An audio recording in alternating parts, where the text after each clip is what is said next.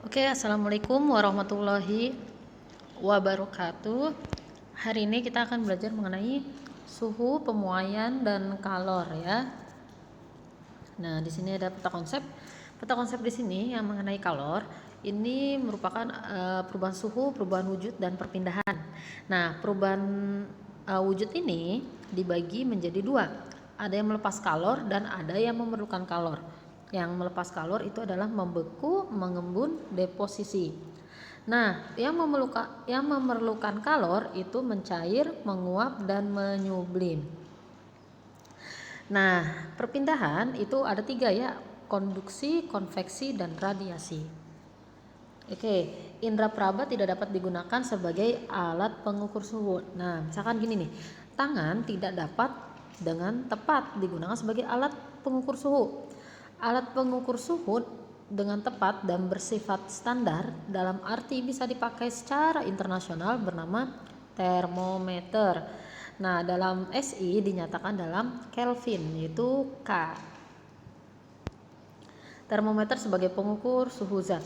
Nah, termometer ini bekerja berdasarkan perubahan volume, yaitu zat memuai jika suhu zat naik dan zat menyusut jika suhu zat turun.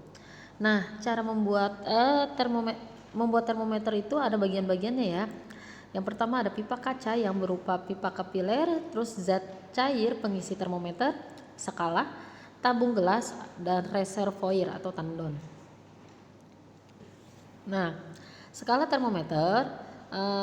termometer Celcius ini berada di antara 1 sampai 100 derajat Celcius.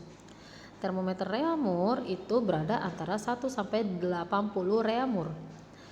Dan Fahrenheit itu berada antara 32 sampai 212. Nah, bahan termometer itu zat cair ya. Alasan air tidak digunakan untuk mengisi tabung termometer itu air membasahi dinding kaca sehingga meninggalkan titik-titik pada kaca ya, titik-titik air pada kaca. Air tidak berwarna sehingga sulit dibaca batas ketinggiannya ya. Jangkauan suhu air itu terbatas, hanya 0 sampai 100 derajat Celcius.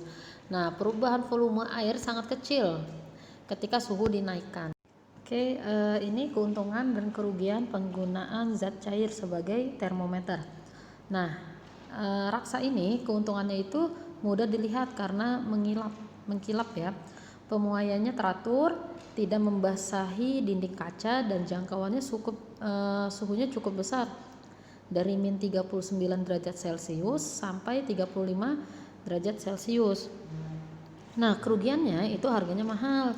Tidak dapat mengukur suhu sangat rendah ya, yang kurang dari min 39 derajat Celcius dan merupakan bahan beracun. Jadi, inilah keuntungan kerugian jika menggunakan zat cair ya, raksa ya. Nah, ini keuntungan dan kerugiannya nih kalau kita menggunakan alkohol di termometer, itu keuntungannya harganya murah, tapi ini keuntungannya juga lebih teliti untuk perubahan yang sangat kecil karena pemuaiannya cukup besar. Lalu titik bekunya rendah hingga min 112 derajat Celcius. Tapi kerugiannya titik didihnya rendah, cuman sampai 78 derajat Celcius sehingga tidak bisa mengukur suhu yang tinggi. Tidak berwarna sehingga sulit dilihat dan membasahi dinding kaca. Tuh. Nah, ini juga ada dengan cara zat padat nih. Bahan termometer ada yang zat padat, termometer bimetal, dan hambatan dan termokopel ya. Termometer bimetal termometer ini menggunakan bahan logam untuk menunjukkan adanya perubahan suhu dengan prinsip logam. Akan memuai jika dipanaskan dan menyusut jika didinginkan. Nah, termometer hambatan termometer ini dapat mengukur suhu di atas 1000 derajat Celcius. Oh, besar sekali ya. Hambatan listrik pada seutas kawat logam akan bertambah jika dipanaskan. Lalu termokopel, ini permukaan yang berbeda antara dua logam yang kedua ujungnya disentuhkan akan menghasilkan gaya gerak listrik GGL. Besar GGL ini yang dimanfaatkan oleh termokopel untuk menunjukkan suhu. Nah, ada juga yang termometer gas. Termometer ini jarang digunakan, biasanya terdapat di laboratorium untuk kegiatan penelitian, banyak dipakai dalam kegiatan industri. Nah, yang terakhir itu adalah termometer optis. Ya, itu ada dua, ada pirometer dan termometer inframerah. Pirometer bekerja dengan mengukur intensitas radiasi yang dipancarkan oleh benda yang sangat panas. Dapat digunakan untuk mengukur suhu yang sangat tinggi sampai dari 500 sampai 3000 derajat Celcius. Besar banget ya. Termometer inframerah itu cara menggunakannya yaitu dengan menekan tombol sampai menunjukkan angka tertinggi sambil mengarahkan sinar inframerah ke sasaran yang dituju.